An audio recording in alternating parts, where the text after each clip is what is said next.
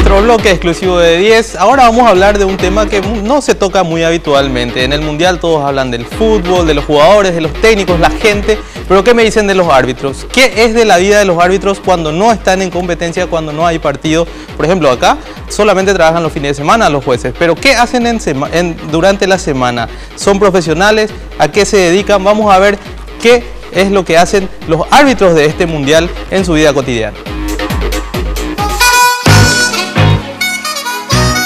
Si asociamos un farmacéutico al Mundial, tiene sentido. Los médicos de los equipos necesitan suplementos para asistir a los futbolistas.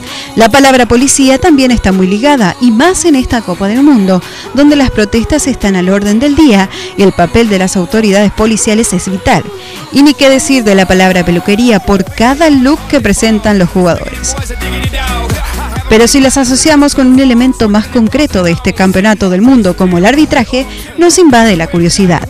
Sí, un farmacéutico bailarín, un policía inglés, un aficionado a la lucha libre, un millonario sueco, un vendedor de seguros y el propietario de una peluquería desempeñan un papel clave en el Mundial. Son las profesiones de algunos de los 25 árbitros que participan en Brasil 2014.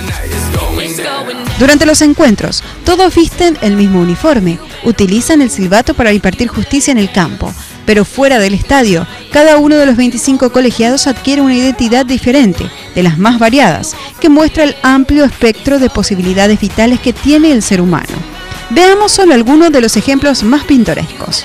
Nomandies Doe, de Costa de Marfil, hizo historia en la segunda jornada del Mundial de Brasil al convertirse en el primer árbitro de ese país en dirigir un choque de la máxima competición de selecciones, la victoria 3-1 de Chile sobre Australia. Además de ser uno de los mejores árbitros de África, el marfileño de 43 años es farmacéutico y aficionado al baile, según sus propias palabras. También tenemos al sueco Jonas Eriksson, un millonario sueco que dirigió la victoria 2-1 de Estados Unidos ante Ghana y un clásico en la Liga de Campeones Europea.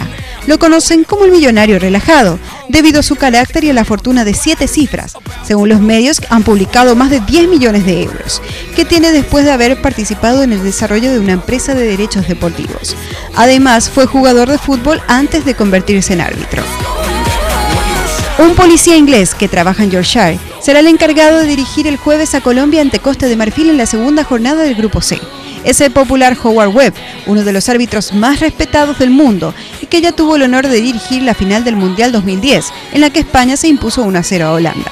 Webb es un ícono del arbitraje con su cabeza rapada, musculatura y vehemencia en el campo. Es comparado por sus colegas con una estrella de Hollywood.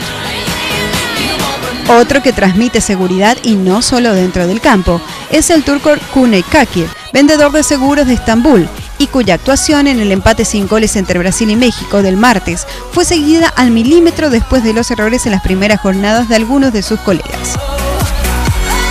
Más espiritual es el perfil del mexicano Marco Rodríguez, encargado de dirigir el martes la victoria 2-1 de Bélgica sobre Argelia.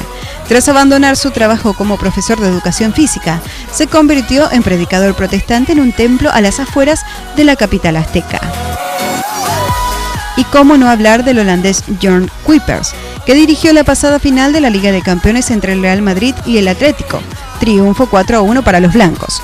Compagina el silbato con su faceta de empresario, ya que es propietario de un salón de peluquería y 2 tiendas de comestibles en Holanda.